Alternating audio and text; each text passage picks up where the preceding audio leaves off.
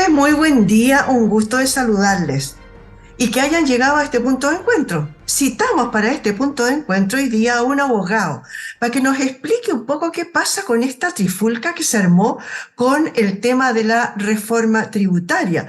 Se suponía que estaban los votos, pero no estaban los votos. Ahora, o a lo mejor estaban y a última hora algo pasó. Todo eso lo queremos analizar con él hoy día y de qué se trata, por qué para nosotros, si bien es cierto, a lo mejor es un tema un poco engorroso para el común de los cristianos, resulta que también nos atañe a todos. Entonces queremos hablar hoy día con el abogado Gonzalo Troncoso. ¿Cómo estás tú, Gonzalo? Muchas gracias por recibirnos. Buen día. Buen día, ¿cómo estás tú? Muy bien, acá andamos Eh, bien. todo bien. Sorprendidos, sorprendidos. Sorprendido, bueno, mucha gente se sorprendió, pero y ahí están los coletazos hoy día, no sé, pues, de todo esto, de lo que pasó hace unos días ya, el tema de la reforma tributaria, que se dijo en muchas ocasiones que no iban a estar los votos, que no iban a cambiar su opinión, y sin embargo el gobierno insistió. Pero hablemos primero, quiero saber un poco, ¿a qué te dedicas tú, abogado tributario? Así es, justamente, trabajo Eh, en Guzmán y Asociados, González y Asociados, Oye, en temas tributarios. especialista en tributario. ¿Qué hace un abogado especialista en tributario?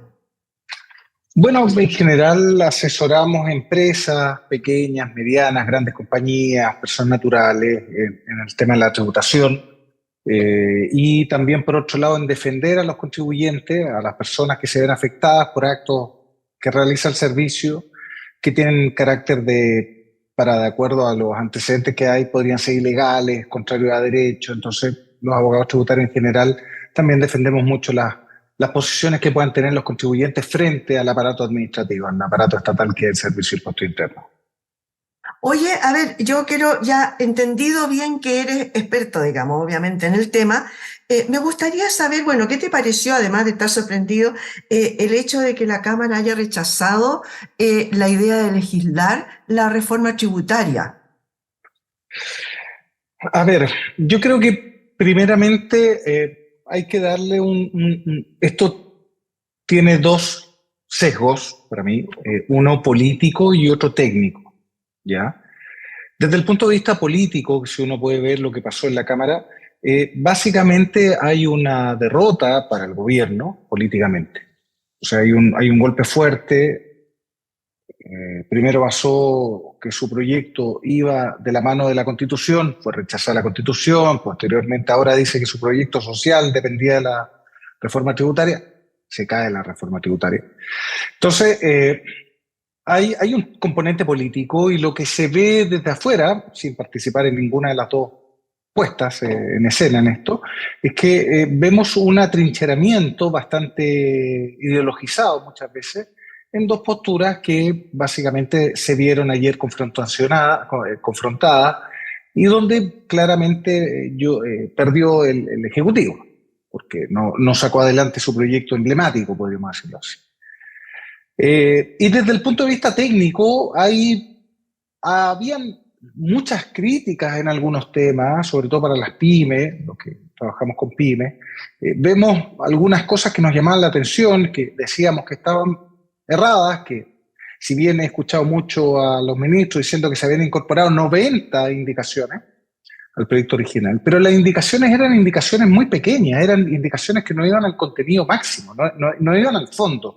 Se le pedía al gobierno mayores cosas al fondo, incluso algunos temas básicos. Hay mucha gente que ha ido jubilando, hay mucha gente que ha ido comprando DFL2 para mejorar su jubilación y al quitarle la exención tributaria iban a tener que empezar a pagar impuestos por eso. Y era gente de clase media. No podemos decir que un sujeto hoy en día que gane 1 millón de pesos es de clase alta. Y lo que dice, lo más llamativo es la respuesta tanto del ministro Marcel, quizás enojado, se entiende, puede ser, y al presidente que repiten lo mismo, y he escuchado eso lo mismo varias veces de varios ministros, que dicen que aquí ganó el que quiere evadir impuestos, el que quiere eludir impuestos. Acá van a estar contentos los elusores tributarios. No, yo creo que acá no hay, para mí personalmente, yo no veo que haya alguien que esté saltando alegría en las calles hoy día. ni alguien llorando. Yo lo que veo es que no era una gran reforma, no era buena la reforma en muchos temas. En otros quizás sí, podemos compartir, pero lo que faltó más fue más análisis técnico y cruzarlo eso y llegar a consensos en ese punto de vista. Y quizás hubiera tenido mayor aprobación en el Congreso, a sabiendas que no tiene un Congreso tan fácil el gobierno, si esa es una realidad y lo sabía desde el primer día que asumió. Por lo tanto, tirar todo la carne al asador con tal de echarles la culpa a los presuntos elusores, yo creo que es un error, mi opinión política. Pero la reforma tenía cosas como, por ejemplo, le hincaba mucho el diente a la elusión tributaria, cambiaba el sistema, que hoy día es judicial, lo mandaba al sistema administrativo. O sea, el servicio catalogaba quién era elusivo. Y esa es una atrocidad, o sea, es como que alguien, la municipalidad de la esquina te dijera, tú construiste legalmente tu casa. Para que haga eso, la municipalidad tiene que pasar primero por el juzgado de policía local. O sea, en cambio acá el servicio va a tener la plena potestad de declarar que un sujeto actuó elusivamente. Oye, pero aquí, a ver, a mí me surgen dos preguntas, que a lo mejor, bueno, mucha gente ya ha dado las respuestas, pero me gustaría comentarlas contigo. Por una parte, la Constitución dice que podría haberla entrado, por ejemplo, ahora haber insistido por el Senado, donde a lo mejor tiene menos votos todavía o menos fuerza todavía, ¿no? El gobierno. Pero por otro lado, también he escuchado a muchas personas que dicen, bueno, si estamos con el tema de elevación y de la ilusión, bueno, hagan unas leyes específicas para eso, una ley corta, y nadie, ningún ilusor ni evasor va a andar hoy día sobándose las manos. ¿Qué te tinca a ti? ¿Qué opinión tienes de eso?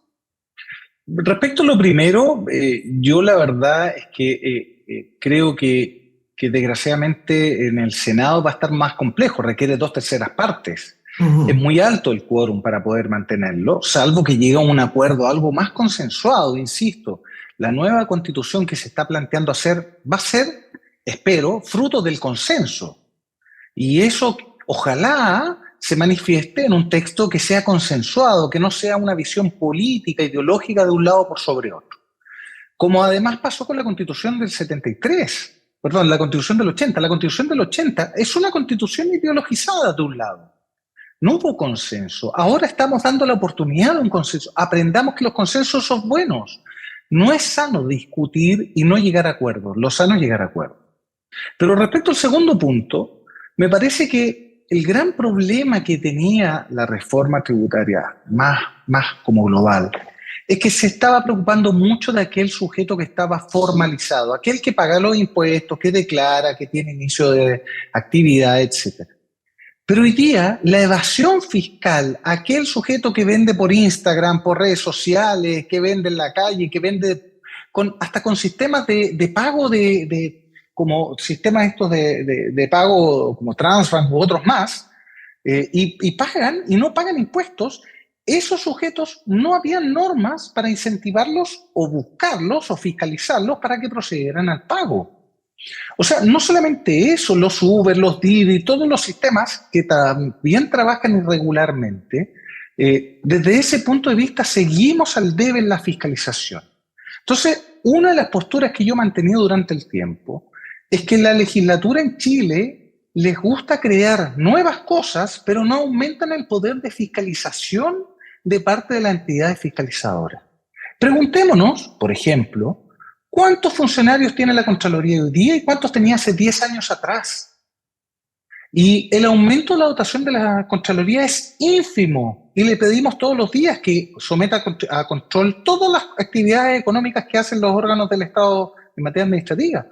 Entonces, si queremos recaudar más, pongámosle hincapié a la fiscalización, a la inteligencia artificial, a diversas metodologías para fiscalizar. Yo siempre he pensado, por ejemplo, que uno de los temas para combatir el narcotráfico y todo este tema del lavado de activos es por medio de la fiscalización respecto de las cuentas corrientes, de que hayan sujetos que meten mucho dinero de la noche a la mañana en sus cuentas corrientes sin tener justificaciones. Eso no puede ocurrir. Y el servicio tiene la base de datos de todos. Entonces, los bancos le reportan ahora con la reforma que entró en vigencia el año pasado, le reportan al servicio aquellos movimientos extraños. Entonces, aprovechemos esa información. No puede ser que un sujeto que siga declarando que es un sujeto que no tiene trabajo, que sé yo, tenga cuentas corrientes que reciba 2, 3, 4, 5 millones de pesos mensuales y no pague impuestos de ninguna naturaleza. El IVA, se está evadiendo una cantidad enorme de recursos por IVA. En aduana tenemos muy pocos funcionarios para fiscalizar la entrada de productos ilegales y falsificados en aduana. Pongámosle ojo a la internación de productos falsificados. O sea, también tenía otros ribetes. Y si bien es cierto, yo también comparto que este tema de la PGU, de la Pensión General Universal, tenía que haber venido dentro del mismo proyecto de la PGU. ¿Cómo se iba a financiar? Claro. Yo creo que, porque no puede ser que yo tenga la casa primero y no tenga idea cómo voy a financiar la casa. Claro. O sea, antes de ir a comprarme una casa tengo que ir a un banco a pedir un crédito hipotecario y tener todo eso listo. No puedo llegar y firmar una compraventa si no tengo la plata disponible para poder financiar la casa. No le puedo prometer a la gente que voy a tener de todo si no sé cómo voy a financiar el todo. Entonces quizás el gobierno también cometió un error de no sectorizar algunas partidas que podrían haberlas sacado sin problema, como algunos temas que habían consenso, que eran los menos, pero habían, y sacarlos rápidamente para conseguir mayor recaudación. Nadie deslegitima el hecho que el gobierno y el Estado quiere más recaudación. Pero también habían dos focos importantes. Uno, la reducción del gasto fiscal, desde el punto de vista de empezar a asegurar que el gasto efectivamente se gasta en lo que se debe y en lo que corresponde. O sea, generar mecanismos de control para que no se despilfarre dinero en contratar gente que no corresponde, que es, podríamos decirle, la grasa del aparato estatal. O sea, hacer más eficaz el gasto. Hasta ahora, de los últimos 4 reformas, 5 reformas de los últimos 10 años, nadie le ha hincado el diente a la eficacia en el gasto público. Pero también se encuentra el problema en que necesitamos una agenda pro crecimiento. Tenemos que crecer, tenemos que buscar crecimiento. Tuvimos una inflación negativa, lo cual desde el punto de vista de la IPC es bueno, sí, porque teníamos una inflación alta, pero también viene de la mano en que los índices económicos te están diciendo que no estamos creciendo. Entonces, sí, perdona. Es complejo el tema.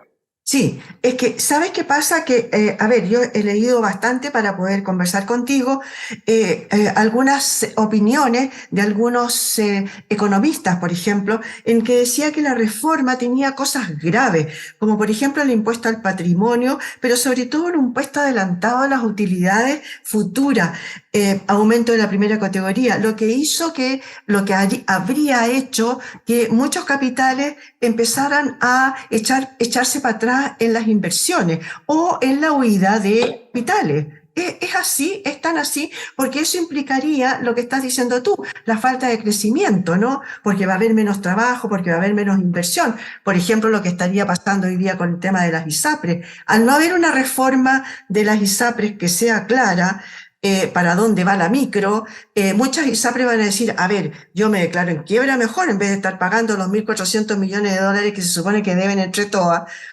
cuando después de eso, más encima, el negocio se me va a cortar. O sea, ni tonto, ¿no? ¿Qué opináis de eso? A ver, yo, por ejemplo, a mis alumnos cuando les hago clases de tributario, siempre les explico que el Estado es una casa, igual que nosotros. Y esto para hacerlo muy simple.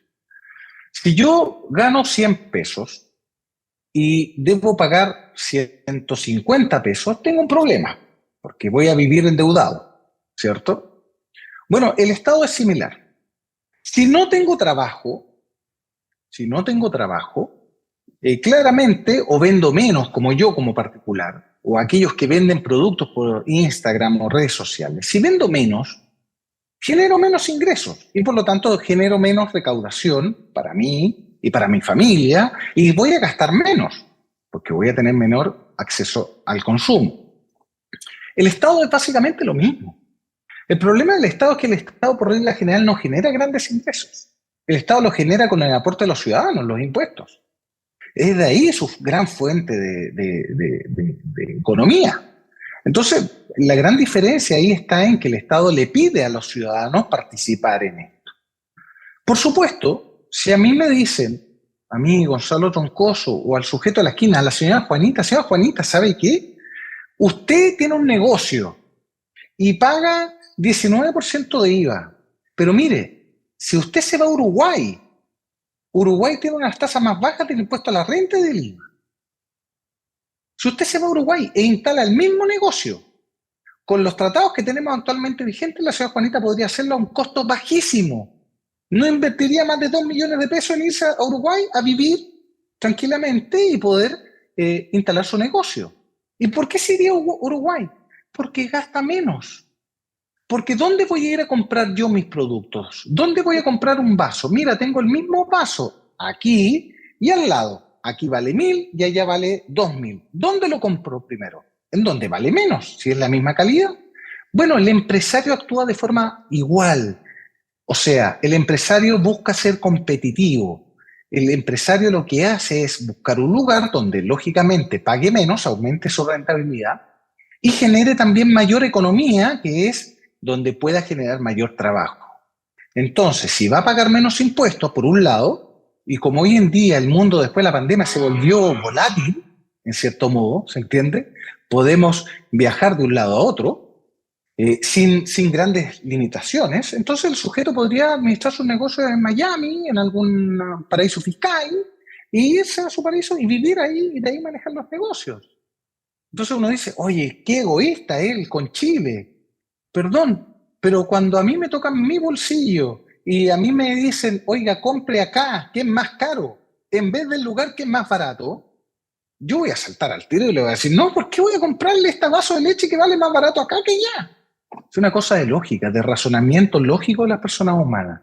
Y en los últimos años, muchos chilenos se han ido a otros países, ha domiciliado su empresa en otros países para efectos de pagar menos impuestos personales. Entonces, y sobre todo con el temor que venía la reforma tributaria, que hasta hace unos meses se daba por hecho que se aprobaba en lo general, y no fue así. La verdad es que fue una sorpresa, yo creo que para muchos. No esperábamos, sobre todo perdieron por una cantidad muy ínfima de votos, no fue una... Pero también demuestra algo que también me gusta atacar el fondo político también del tema. Quiere decir de que el gobierno en general y los gobiernos, los extremos, las extremas derechas, las extremas izquierdas, no van a poder gobernar sin el apoyo de los centros. Y deben tratar de congeniar el apoyo y salir de las trincheras políticas que vimos ayer en esas declaraciones en caliente y volverse a sentar y conversar un proyecto más país respecto a lo que queremos y por dónde vemos que seguir atrincherado en cada sector. Oye, respecto de eso, de lo que tú decías de repente de los pocos votos que hubo de diferencia con estas tres diputadas que salieron de la sala para no votar, ¿tú crees que les pasó la cuenta, por una parte, el tema de los desaciertos o errores no forzados del gobierno, y por otro lado, esta salida de madre un poco del ministro de Educación tuvo algo que ver a lo mejor en esta abrupta salida de estas tres diputadas y personas que no pudieron votar nomás? Yo creo que sobre todo lo último, el problema que tuvo con el ministro Ávila fue un tema que claramente además cerró la puerta a esos independientes, que eran justamente tres, y ese grupo dijo, cerramos la puerta con el gobierno y no va más allá. Entonces ellas tomaron como un tema más personal lo que había pasado y no asistieron a la sesión o se fueron de la sesión en el momento de la votación. Pero, insisto, yo creo que cuando tú tienes una votación, pongámosle en el otro lado, pongámosle que el gobierno hubiera ganado, pero hubiera ganado por un voto. ¿Qué te dice eso? Te dice que no hay un verdadero consenso transversal para apoyar una medida como esa, como fue la ley del autismo, el trastorno autista, y como han sido otras materias como se han conversado, la ley de 40 horas, etcétera, que han ido avanzando en el Congreso desde el punto de vista de negociaciones que se hacen, que es lo sano de la política, negociar. Creo que acá hubo, yo participé de esas conferencias que hizo el ministro de Hacienda cuando dice que escuchó a la gente. La verdad es que no fue así. Porque el ministro de Hacienda citó a estas exposiciones para los distintos gremios exponer sus preocupaciones y sacó un apéndice de 8 o 9 puntos, no recuerdo ya exacto, de los grandes temas que habíamos acordado con el ministerio y que iban a estar plasmados. Y la verdad que las pymes se veían muy perjudicados. Imagínate que el año pasado, en la declaración de impuestos, ponle que fueron 4 millones de declaraciones de impuestos, como 3 millones y tanto, casi 3 millones 800, no recuerdo bien exacto la cifra, pidieron devolución de impuestos. O sea, ¿qué quiere decir que pidieron devolución? Que le pagaron más dinero al fisco de la que deberían haber pagado. ¿Se entiende? Y todas las otras empresas pagaron. Bueno, ahora con la reforma tributaria, le iban a aumentar del 10% que había bajado bajo el régimen de Piñera con esta situación especial del COVID y todo el tema, le iban a aumentar hasta el 25%. Entonces, ¿qué pasaba de nuevo? Le iba a faltar caja a la pyme. Caja porque también te aumenta el PPM mensual, entonces todos los meses iba a tener que sacar más dinero para acumular en arcas fiscales todos los meses, y eso es caja para las pymes. Y el gran problema que tenemos en Chile es la caja. Las pymes tienen que recurrir a estas empresas que son factoring porque no les pagan dentro de las famosas 30 días, la famosa ley de 30 días. Yo soy sumamente crítico de esa famosa ley, porque no sirve de nada. A la gente no le pagan a 30 días. Y la fórmula de resolver eso es bastante simple, pero no conviene. ¿Me entiendes? Claro, ahí topamos justamente lo que dices tú en temas que de repente son muy políticos, ¿no? Y además de eso, también he escuchado opiniones en que hay gente que dice que, a ver, ya estamos en elecciones, un poco como por ahí hay cosas que no son políticamente correctas, a lo mejor no son muy buenas para la popularidad, digamos, entonces ahí se han ido, y además ha aparecido tú ahí veladamente lo haces, una crítica al trabajo de Marcela y también de Analía Uriarte, porque el trabajo de ella era asegurar esos votos que se suponía que estaban, pero que después ya no estuvieron. Y estas conversaciones, pero a mí me entra una duda terrible. Siempre se ha dicho que lo que se está haciendo es la idea de legislar. ¿Qué pasa? Yo escuché por ahí, leí por ahí una opinión de una persona que decía, a ver, la realidad dice, rechazar la idea de legislar es extremo e improductivo porque impide el debate.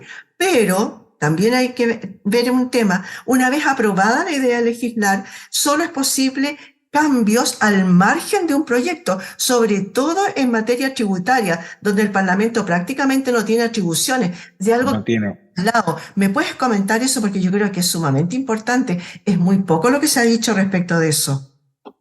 Lo que pasa es que la gente piensa, bueno, ayer nos quedamos con estos comentarios de trinchera, ¿cierto? Y eso es lo que yo he visto en redes sociales, muchos ministros que ni siquiera han leído los proyectos, pero que ponen eso, que la gente va a dejar de percibir su PGU, la gente no va a tener casa, no va a tener salud, son comentarios de trinchera, ¿ok? Pero en la práctica, cuando tú apruebas la idea de legislar, tu fórmula para poder entrar a la negociación propiamente tal, primero los parlamentarios, por vía de moción o modificaciones, no pueden modificar el texto, porque es exclusivo del presidente de la República. Ah, perfecto. Hay exclusividad absoluta. Eso es súper bueno que lo aclares, por favor. O sea, hay una exclusividad absoluta en materia tributaria del presidente de la República. O sea, es el presidente de la República. Los diputados, senadores, podrán acoger una reforma tributaria, podrán aprobar modificaciones gracias a alguna iniciativa del presidente o indicaciones sustitutivas del presidente en la negociación, pero el Parlamento no le puede meter modificaciones al proyecto de ley del presidente. O sea, yo puedo discutir con el presidente, puedo estar de acuerdo en muchos temas, pero si el presidente no mete la indicación, no puedo yo como parlamentario modificar o aprobar otro texto que no sea el presentado por el presidente de la República. Es una facultad exclusiva del artículo 63 de la Constitución Política de la República, que a mí me parece bien, que es lógica que exista, pero no nos mentamos entre nosotros. No quiere decir de que porque se apruebe la idea de legislar podemos hacerle las grandes modificaciones. No, requiere que el presidente la presente. ¿Estamos de acuerdo y el presidente la presenta? Bien. ¿Y qué pasa si no estamos de acuerdo? El presidente la sigue manteniendo adelante. Y ahí se rechazan muchas veces los artículos, pero no se le pueden agregar. Es lo mismo que pasa con el presupuesto de la Nación.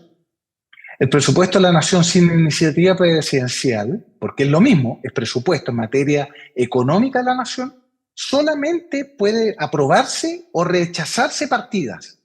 ¿Se acuerdan cuando se han rechazado y se han puesto 0 pesos? 1 peso, una cosa así, se ha aprobado solo 1 peso en Transantiago, no sé, hasta que se vaya el ministro y hay amenazas de no sé qué. Bueno, lo mismo pasa acá. No se pueden hacer modificaciones al proyecto como tal, si no es por indicación exclusiva del presidente. Entonces, eso es súper bueno aclararlo para que la gente sepa que no es llegar y aprobar un proyecto. Por eso existen estas dos instancias, en lo general y en lo particular. En lo particular. Y en lo general tiene esas limitaciones que, por supuesto, son buenas o malas, pero en la práctica permite disgregar este choclo, básicamente, para poder llegar a un texto que más o menos tenga un convencimiento de mayor población. Pero lo que más llamo yo es a salir de las trincheras. El atrincherarnos significa que vamos a seguir en dos polos que no vamos a poder conversar jamás. Claro, claro. Y Oye, la conversación es vital. la aclaración en realidad, porque en otras materias sí se puede, la idea de legislar y después pueden cambiar los textos al interior, pero en este caso el tema tributario no se puede. Muy buena la aclaración. Y lo otro que te quería comentar para ir cerrando porque se nos acaba el tiempo, es que, bueno, tras la derrota de la Cámara, parece ser que el gobierno está evaluando un mega acuerdo con respecto de la reforma tributaria, la previsional y la de salud, en la que a lo mejor entra lo que dices tú, esto del diálogo previo para no llegar a hacer estos papelones, digamos, ya en el Congreso. ¿Te tinca a ti eso? ¿Te parece? Me parece perfecto, me parece excelente que se junten los expertos de acá, los de allá, los de por acullá, como decía por ahí mismo. Me parece excelente que lleguemos con los textos ya casi... Muchos critican la famosa cocina,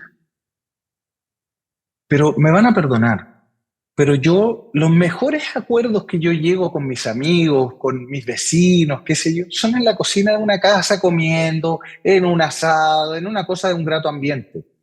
Si estamos todos peleados unos con otros, jamás vamos a llegar a un acuerdo. Si esto es vivir en comunidad, es llegar a acuerdos, desde comunidades pequeñas a comunidades más grandes que es el Estado. Las comunidades pequeñas también llegan a acuerdos todos los días. Vecina, ¿me deja estacionar acá todos los días frente a su casa? Usted no tiene auto. ¿Me deja? Ningún problema, vecino. Esos son acuerdos. Vecino, le cuido el perro cuando usted salga. Sí, ningún problema, vecina. Eso pasa todos los días. Sí, no es malo que en la política se lleguen a acuerdos, porque esos acuerdos son parte, la política es la representación fiel de lo que nos pasa a nosotros. Y a nosotros todos los días, si vamos de vacaciones, ¿con quién dejo al perro? Con el vecino. Vecino, me cuida la casa cuando me voy de vacaciones, me voy al Quisco, pucha vecino, ¿qué le traigo de regalito? ¿Se entiende? Pero esa es la verdad. Los acuerdos, ojalá el gobierno llegara a grandes acuerdos nacionales, porque creo que se vería fortalecido el presidente y su gestión política. Exactamente. Oye, muchas gracias por haber estado con nosotros, Gonzalo. Yo creo que ha sido súper esclarecedor el tema, porque un tema tan árido para el común de los cristianos, pero que resulta que sí nos atañe a todos, porque como dices tú, bueno, es el presupuesto de la nación, es ver de dónde vamos a sacar las lucas para tener en qué gastarnos, ¿no es cierto? Muchas gracias por Muchas gracias estar hoy día con nosotros. Saludos a usted, muchas gracias. Le damos las gracias a Gonzalo Troncoso, de abogado tributario de Guzmán y González Asociados. Muchas gracias por haber estado hoy día con nosotros, señoras y señores. Yo creo que fue súper esclarecedor, porque hoy día hay mucha conversación, muchos rasgados de vestiduras, etcétera, con gente que está... A lo mejor, claro, están enrabiados, están cada uno en su trinchera, como nos decía recién el abogado. Muchas gracias por haber estado hoy día con nosotros en este punto de encuentro.